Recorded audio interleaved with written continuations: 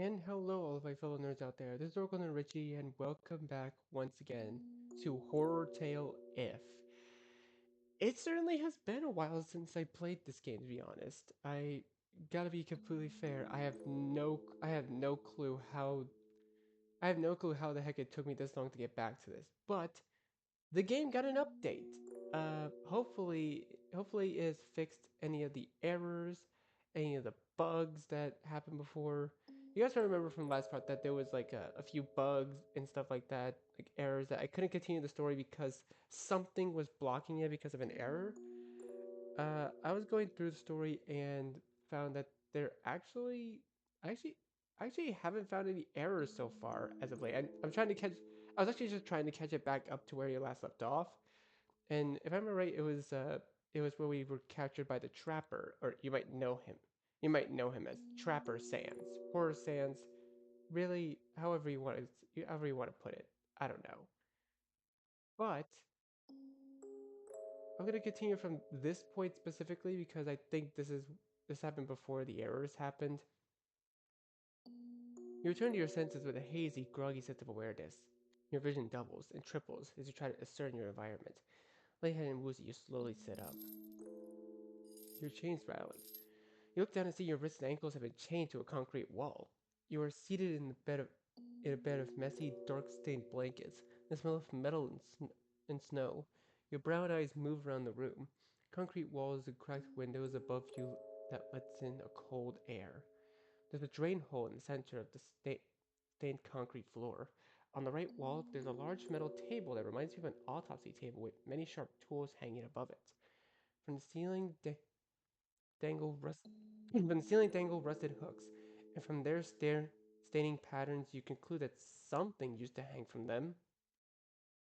The room the room is chilly, but not as bad as outside. In conjunction with the blankets draped over your legs, you don't think you'll die from hypothermia in here. You look down at your chains. You don't see a keyhole for these metal cuffs. How do they work? This might perturb some people, aren't but you aren't some people. You know what? It won't be easy. That's okay.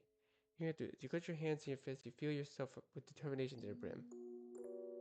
Now, how to actually follow through with that? You check your sweater pocket, you find you still have your phone and the berries. It looks like that monster didn't search you while you were unconscious. Oddly considerate. Considering how desperate monsters have been for food, if they found any berries, they would definitely be gone. Did the monster feel uncomfortable patting you down your limp body, or the door of the concrete room opens. The hulking figure from before steps in. Smile at him. He he moves silently to you, his red eye fixated. Yeah, because this is where the error happens. This is where that one error happened that it wouldn't let me continue on with the story for some reason.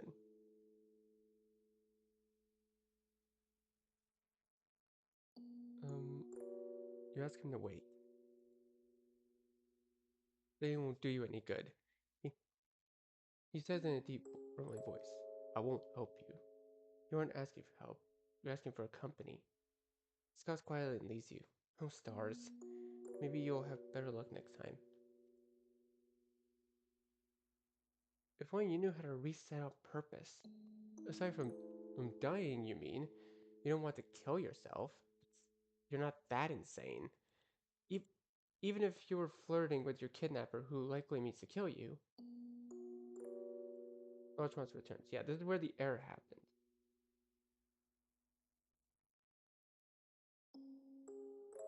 I'm pretty sure we have to resist, right? Oh wait, no, because it doesn't matter what we do here. He still technically kills us, doesn't he? Like as far as I can remember.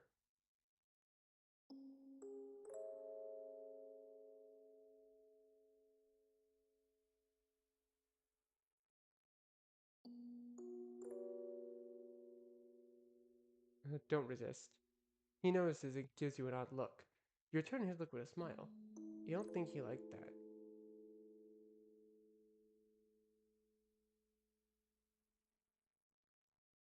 Okay, the monster begins to strap you down.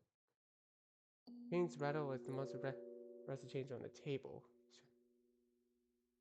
He drops you down at an impressive speed while you're vehemently focused on trying to regain your breath.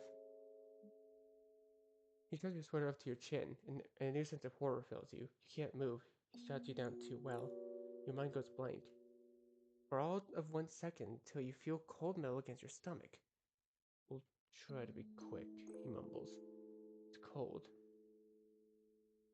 That's the only thing you can think of. You hear something. It's cold. All you can hear is sound of flesh, sound of meat, sound of you. Clicks. Dangerous, he says. In this world, kill or be killed. Eat or be eaten. While these words ring in your head, your abdomen stops feeling cold. After the chills overtaking you, a blistering, broiling, baleful burning sensation. By hardening your tongue to keep from screaming, scream. Oh, I don't know. Keep. I might as well keep from screaming.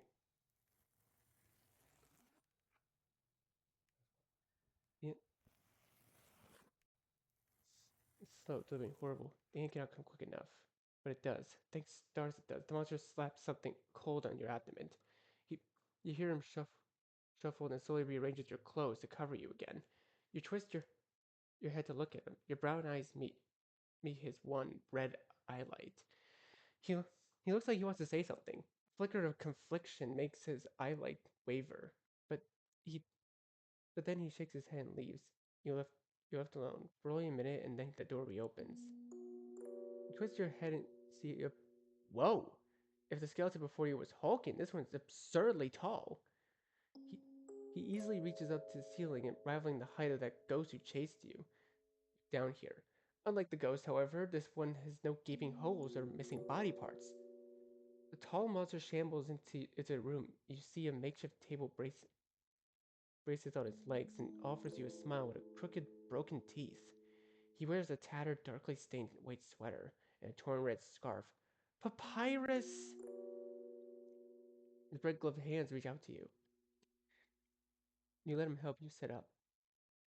Hello, human, he says the monster in a croaky voice. He speaks loudly at the start of a but his voice cracks and becomes softer at the end. I am the great Papyrus. Thank you for your fall into the underground. You tell. Oh, God. All these lines are flirty.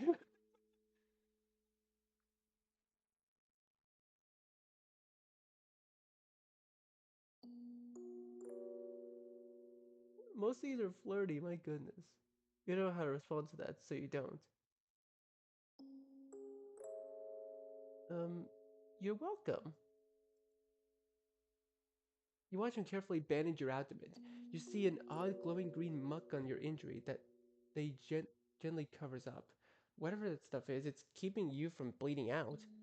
Have you seen much of the underground? Papyrus asks. Where did you fall? You, you explain how you fell in this cave area. You followed a purple path that led you here. I haven't been to that area, Papyrus remarks thoughtfully. I thought I knew everything about the underground. Yeah, ha ha. One bit. Once bandaged, he wraps you in a musky blanket and carefully carries you back over to the bed of blankets. He sets you down gently. What's your name, human? Yes. You tell him. Richie, he repeats happily. Thank you for your donation. He's welcome? He gives you another smile. He seems to be an amicable monster. Perhaps you could ask him some questions. Who is that other monster? The trapper. That is my brother, Sans, says the virus. Sans, huh? What's Snowden? Snowden is here. It's where we live, says the virus. He briefly looks away from you. It's not as nice as it used to be, but it's home. You don't have any other question. Virus moves away from you. Take care, Richie. The door clicks shut behind him. Your abdomen throbs in dull pain. Whatever ointment they gave you has numbed the worst of it. You close your eyes, exhausted from everything that's happened. You need to rest, if only for an hour. You haven't slept in. Well, you spent a full day on the surface, then fell down to the mountain late at night. How many hours have you been awake? running from one dangerous situation to the next. At the moment, you can't see a way out of the situation. Better to rest while you can. Hopefully, when you wake up, it'll be better. Something presses against your cheek, gently waking you up. The first thing you see is Flowey. The one-eyed flower monster sticks out from the concrete ground. But with one vine, he pokes your cheek. We don't have a lot of time, he says. That pile of rags left to reset traps. What? Flowey's vine wraps around your metal chains. The cuffs are enchanted. I can't take them off, but I can break. But I can break your chains.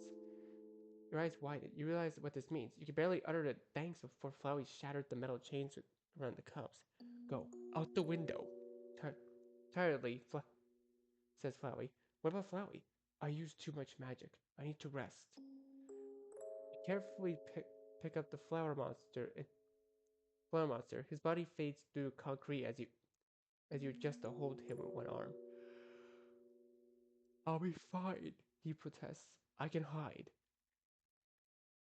Flowey saved you. It doesn't sit well with you that you leave him behind. Now freed, you reach up to the window. Time for one big pull-up. You can do it. With the sight of freedom nearby, you are filled with determination. It's not an easy pull-up, but with your literal life on the line, you do it. You hug Flowey close to your chest as you tumble out the window and into the snow. Chains rattle with your movement, the sound painfully loud. With little time to spare, you force yourself to stand back up. Your body trembles in pain. Each inhale that forces you to flex your upper body is sharp and painful. Your movements are hindered. The snow sinks up to your knees, further limiting you.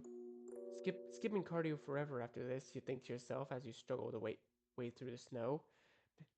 You're not certain if it is adrenaline or your sheer determination that's helping you plow through the pain. That glowing goo they put on you will keep you from bleeding out, but it doesn't hide the fact that you're literally lost chunks of flesh from your abdomen. Moving hurts, but not enough to stop you. You can get through this. If death can't hold you, why would you let the pain do so? Gritting your teeth, you move one leg in front of the other. Then you step on another bear trap. Oh stars, oh stars!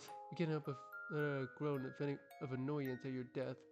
You hope you won't have to reset too far back. You seem to have lost some weight there, buddy, snickers Sans the Reaper. You smile kindly.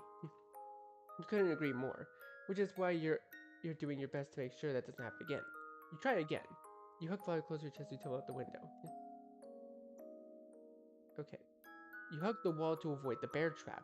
You move cautiously, holding Flowey close to you. He curls into you, his vines and roots wrapped tight as the rest of his head on your shoulders. With Sans, the trapper, gone, Flowey thinks this is the best time for you to escape. He hasn't led you wrong before. You're resolved to make it through. You wade through the bitterly cold snow. Your abdomen throbs with each movement. One foot in front of the other. Eventually, you wrap around the shed and you realize that you're not in some desolate woods. You're in a town. You see buildings, most of them caved in and all visible windows. All visible windows have variety of cracks, but it's a town nonetheless. People, monsters, lived here.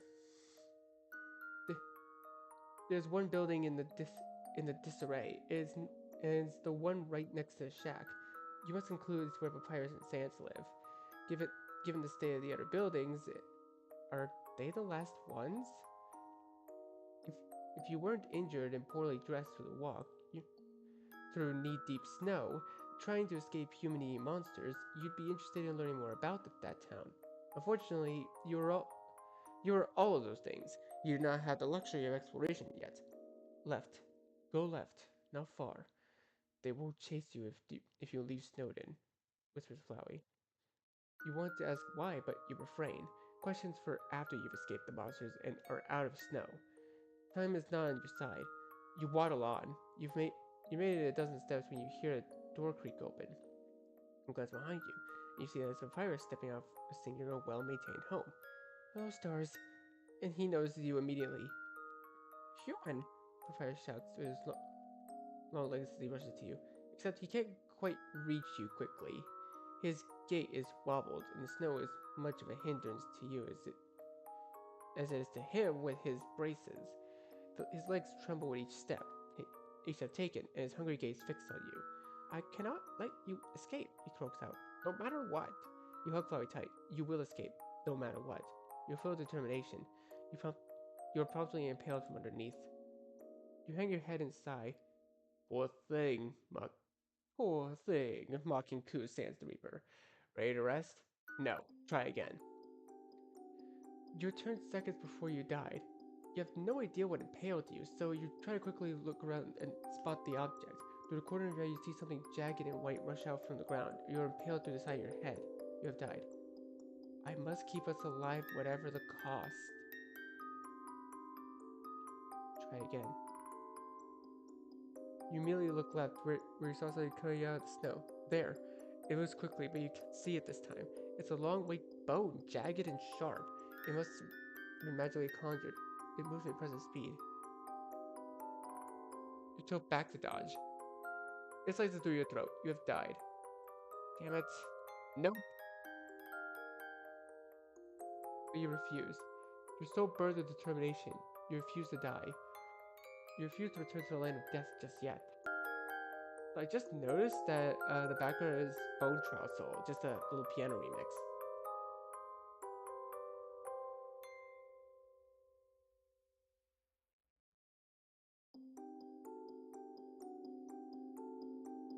Yeah, that's really cool.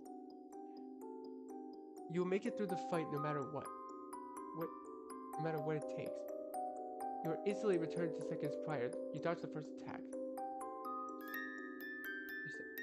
You step right to avoid the bone bullet.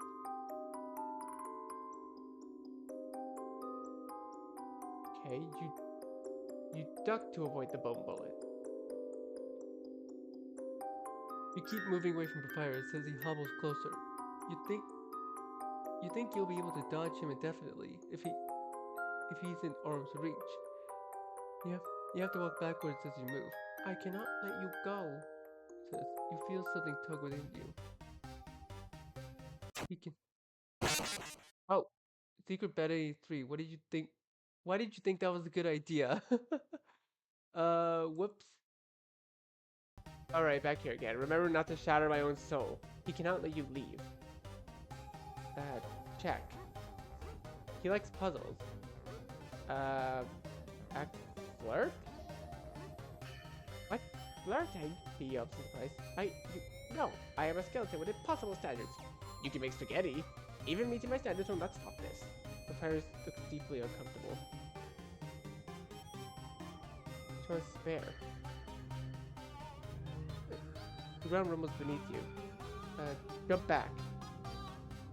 Blue bones impale you. Oh, I see. Okay, flirt. Spare. Stay still, because they're blue bones. Blue colored bones shoot up from the ground. It passed harmlessly through you. What do you know about that? Fire shouts. Spare. If you don't fight back, you'll end up like the rest, he argues. The ground shakes beneath you.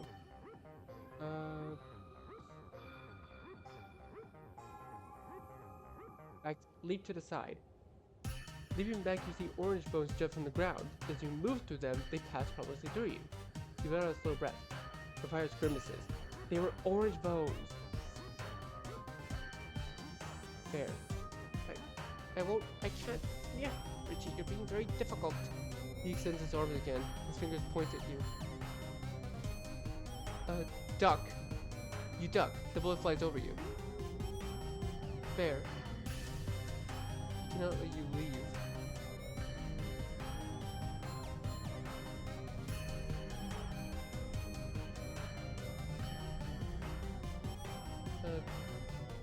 Do we have to guess at this point? Wait, is it a pattern? Maybe I just don't move? Blue colored bones shoot from the ground, passing you harmlessly. Fire shambles closer to you. You take another step back. He doesn't like this. There. Fight, his voice cracks. Please. The ground shakes beneath you. Get away. The orange bones that have conjured up beneath you pass harmlessly to your body. You keep moving away as he keeps stepping to you. He doesn't like this. Fair. Don't make me... His voice trails off. He extends his arm again, his finger points towards you. Duck quickly. You duck, his bones fly over you. He fires 6 steps away from you. Spare. I had to. If I didn't, Sans would eat. Wings is gone. He extends his arm again, his finger points to you. Duck again. 5 steps. Fair. It wouldn't hurt as much if you hurt him first. They fought. Why? Why? But won't you? Don't hesitate getting away. Don't even flinch.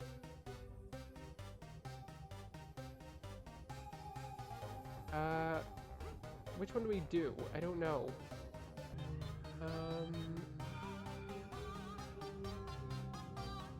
Don't hesitate getting away.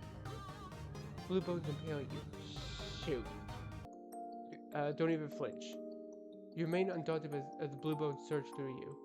4 steps away. He hates this. Stop this. Spare. He wishes his brothers were here. See. Ground rumbles beneath you. I'm assuming it's blue than orange. Damn it, it's blue again. Okay, so it's blue bones this time. Don't flinch. You remain undaunted as the blue bones pass through you. ... Spare. He trembles silently in place. Stay where you are. Nothing happens. Spare. He looks away in deep shame. His bones rattle. Stay put. Spare. In a broken voice, he raps out, I don't deserve your mercy. Spare. Nothing happens. Spare. Nothing happens. You collapse out to the ground. He hardly has any magic left. Magic left, says Flowey. You can escape. Wait, mercy. Save Papyrus. Papyrus collapses only a step away from you. You quietly approach him and bend over to place a hand on his face. Gently turn his head over. You dig out some squashed raspberries from your pocket of your hoodie. You place them near his mouth. Papyrus opens his mouth. You drop them in. They dissolve like sugar in water. As he absorbs the magic. You take another handful and you set it in the snow for him to eat later. Tiny pinpricks of white eyelights look up at you. They flicker in and out of existence, as if blinking in surprise. You... even... Stir? His voice breaks. You smile, and he entirely returns it. I won't forget, he whispers. Richie, thank you. Floyd tugs in your sweater. Richie, you can't stay in the cold much longer. Adrenaline cover you for so long.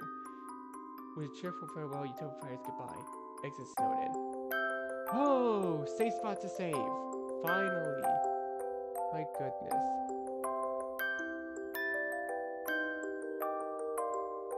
I'm pretty sure the next area is waterfall, so I'm just gonna say waterfall. Safe spot to save. You've died 17 times. How are you doing? You provided food for all the monsters who needed it. What route are you on? The Gaster's route? Wow. 3 skeletons, huh? There's a joke in there somewhere, and you're the punchline.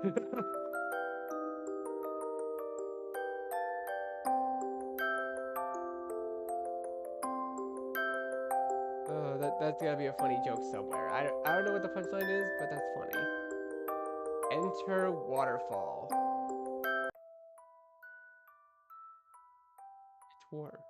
You exhale in relief at the warmth. What a strange place.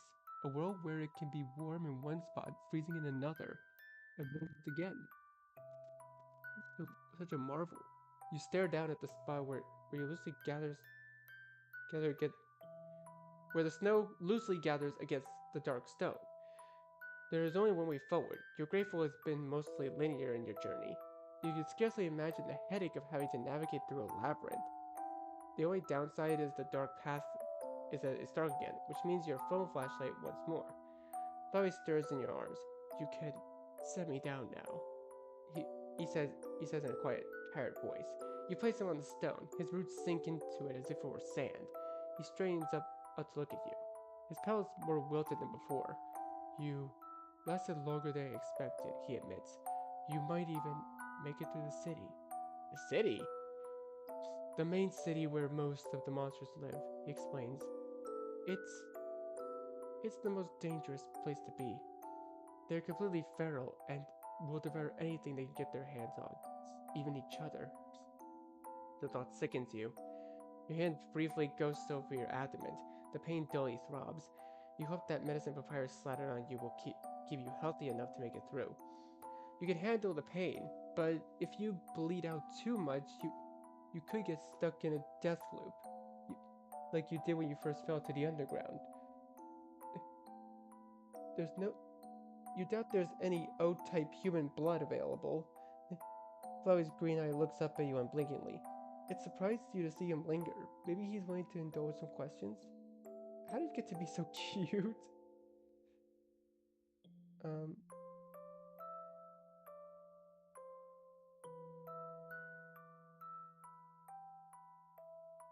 You, you ask if he's willing to answer some of your questions for you.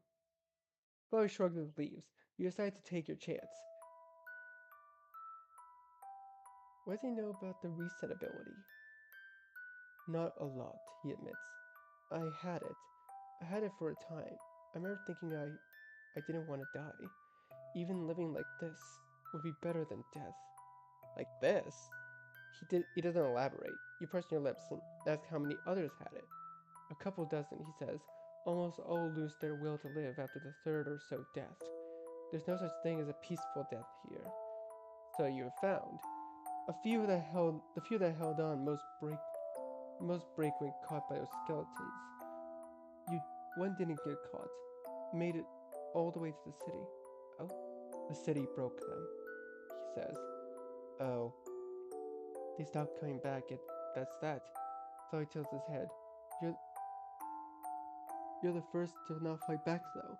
All of them that came before, they all had LOV. You got plenty of love in you. Not that kind, his voice barely above a whisper. You're the only one I've seen at zero.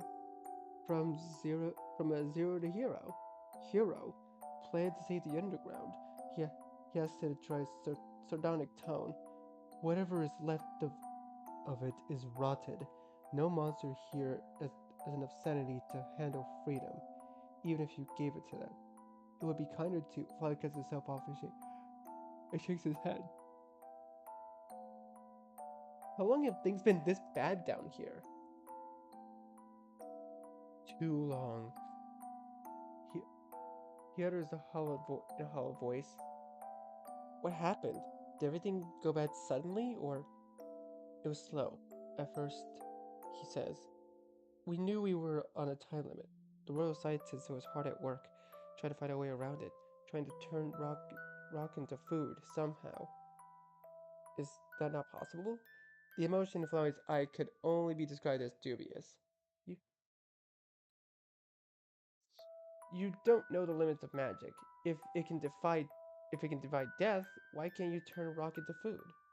Flowey shakes his head. The ability to reset time. That's not magic. It's not? No, that's pure determination. So he waves his leaves. A monster's magic isn't like a mage. You frown at that, curious to what he means. Mages are a blank canvas, says Harvey. Their magic can become anything, but they are always limited to that canvas.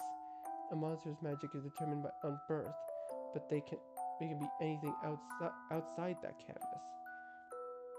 Chloe sways side to side. Don't they teach you that in school? Not in your tiny town. You aren't a mage. In fact, there aren't any mages left. Less than a dozen. Less than... But... Chloe's voice pitches? I know they mean pitches. Might want to fix that typo. But magic. The magic isn't gone, right? Those berries. They have magic. You explain to Flowey that the magic is there. It's simply not many humans can use it anymore. It's a concerning crisis. Ironic, he dryly chuckles. We start we're starved for a drop of magic, and you're in need of someone who can wield it. You smile at him. Exactly. You're certain once you escaped and tell the mages about this place, everyone can be saved. Fly stares up at you. He doesn't agree, nor disagree.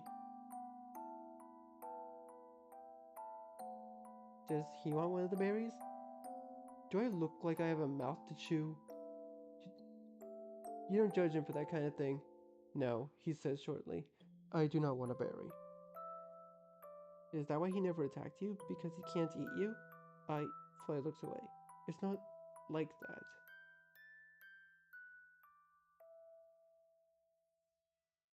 There, are there any other friendly monsters like you?